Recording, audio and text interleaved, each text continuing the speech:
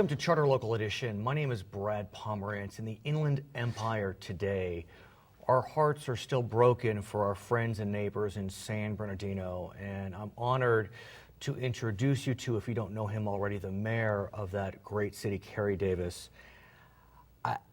This interview I've been looking forward to with trepidation because I am so very crushed by what happened in your city recently. You were elected in March of 2014. The city was going through bankruptcy. Almost 2 years later, a mass shooting that took the lives of 14 of your neighbors, 21 injured. Simply stated, how are you? We're doing all right, thank you. But how are you? I mean, you're the mayor, and I know you want to be selfless, but how are you? I'm doing well, thank you. Mm-hmm. And I want to thank you also for, we've had a couple appointments that we've not been able to meet, but it's fine. We realize that those that have really been impacted need our strength to be able to help them recover, to rebuild. We're going to do all that we can as a city to make sure that we keep those victims close to heart. From where do you gather that strength? I mean, you need to be the consoler in chief. It's not a job you sign up for. And from what I have heard, from what I have read, you have handled the situation with grace, with compassion. How do you do it? Well, we have a core fabric in our community of goodness. Right. And I am just fortunate and lucky enough to be amongst some very, very strong individuals. We've come together, and so I draw strength from that. Right, and let's talk about coming together. There was a very moving vigil at a stadium, I think it's called 66. Correct, San Manuel 66er Stadium. That your office coordinated, bringing together people of all faiths, of all creeds, to remember the victims, to pray for the victims and survivors. Tell me about that event. Well, we had a lot of help. That has been a team effort, just like the first responders team effort. Right. Which I understand was noble and Herculean beyond compare.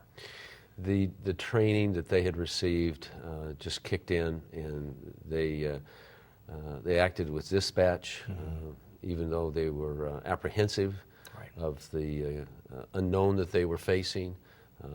They just came and did their job just as effectively as they've made our community very proud. Our country has seen an example of how well a highly skilled force can come together. Our police department, our fire department, all the departments within our city, all of those efforts, all that helping hand came together at that time. There was just an amazing collection of individuals that together they brought off an amazing, remarkable success to a very tragic event. And we think about the moment when you learned of the tragedy, when the responders needed to step in. I mean, I understand the responders stepped into the regional center not knowing if the shooters were still present. And yet they had the focus to be able to manage the situation, both tactically and emotionally. I mean, the way some of the responders interacted with the victims, the survivors, you don't learn that in training academy, but maybe you do. Well, I think they certainly were responding as their leader responded. We're very fortunate with the leadership in our police department, and I believe that they were prepared because of the strength of that leader. We've focused mightily on the responders, and I don't want to take away from them because their efforts were nothing short of miraculous, both at the regional center and during the chase, and a responder was injured, in fact. I want to talk, if we may, sir, about the victims of this tragedy with you, with your permission. Both those that lost their lives, their families, and the survivors and their families. Can you reflect for us about those folks? I do appreciate you asking that question. Although I think it's difficult to use words to really express those feelings. You know, the word of sorrow certainly is, I think, a word that does describe and explain how much of us feel. And saddened by the impact that will live on with those victims. We want to do all that we can to help aid those victims in their recovery and their rebuilding of their lives. So we're talking about the survivors, we're talking about the families of those who perished, we're talking about those that worked at their Inland Regional Center, we're talking about the kids whose schools were locked down. I mean, the ripple effect. Well, and you asked about the coping, and that outpouring of support that has just been overwhelming will aid during these initial times. The difficulty will be for those families in the aftermath, in trying to bring some semblance of rebuilding those families, those family units that will be struggling.